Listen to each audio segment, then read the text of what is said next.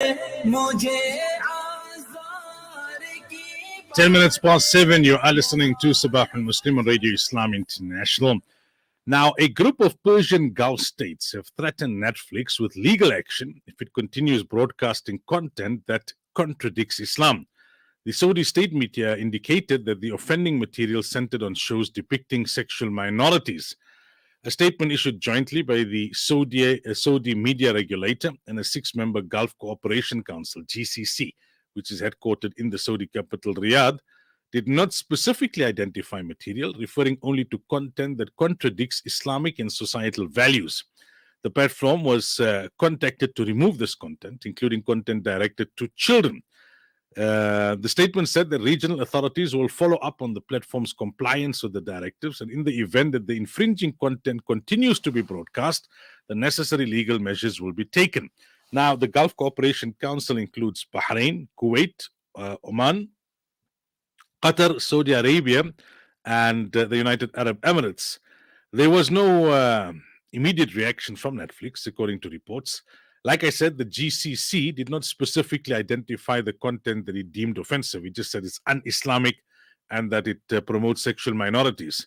One segment on the Saudi-run or state-run Al-Akhbariya news channel said it was about movies and series for children with scenes promoting homosexuality under a dramatic cover. And one of the lawyers said that these were very unfortunate and painful clips for our children, grandchildren, and the next generation. So there were animated characters showing, females kissing females, and that kind of thing.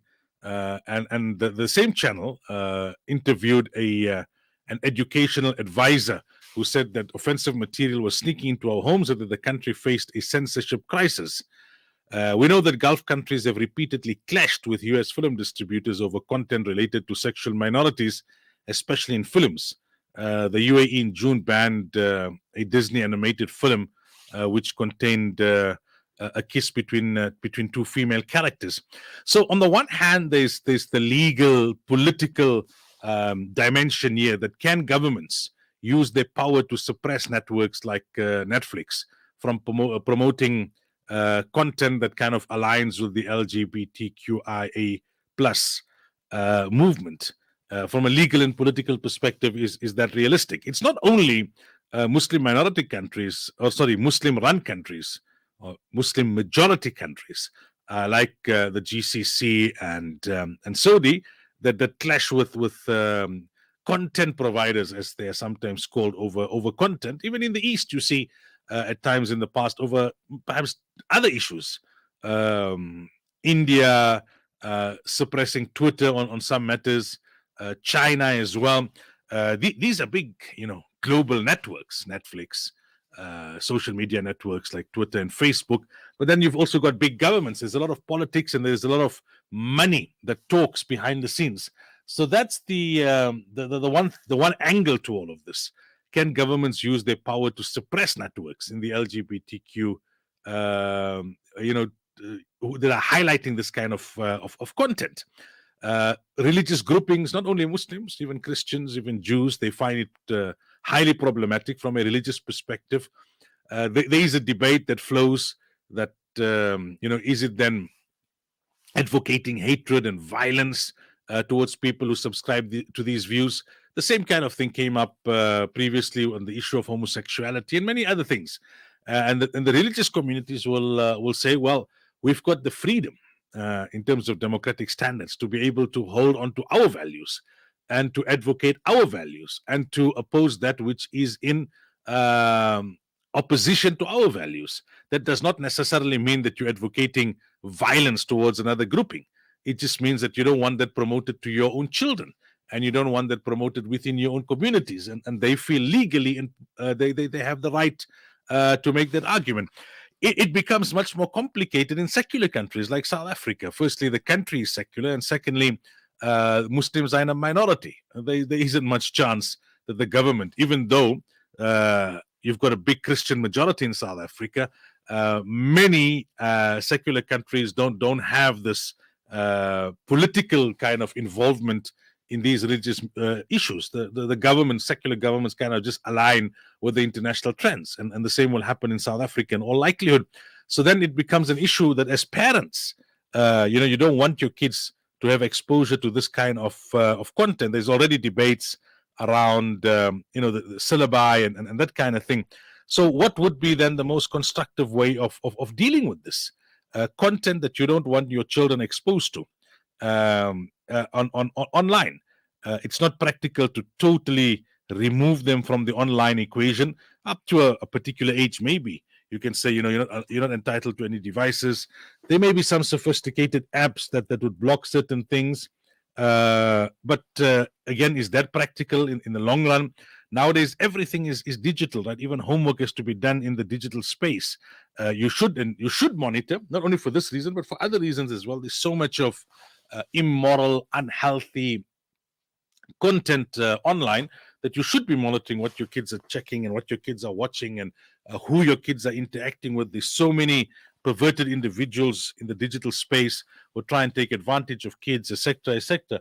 But all said and done, in the end of the day, what's a practical way, especially for those who are living in Muslim minority countries and secular states, to be able to deal with such a challenge? We look forward to your thoughts. 072 786 1548. Coming up in a bit, our hadith for the morning. Then we've got an interview, an inspiration interview with Zafar Muhammad, who was diagnosed with cancer as a 22-month-old baby, and now at the age of 20, he's got an inspirational story of survival to tell. Then words with Malana Waja, Tafsir of Surah Banu Israel. We continue on the discussion, with the discussion pertaining to the rights of parents. We talk about the cholera outbreak in Syria at about 2:45. In the next hour, Section 27 launching the second edition of the Basic Education Rights Handbook. We continue our theme discussion on why we worship Allah Tabaraka wa Ta'ala. And towards the end of the program, the World Health Organization is predicting the eradication of meningitis by 2030. So that's what you can look forward to between now and 9 o'clock on Sabahul Muslim. Hadith discussions on Sabahul Muslim with Maulana Sulaimaan Ravat.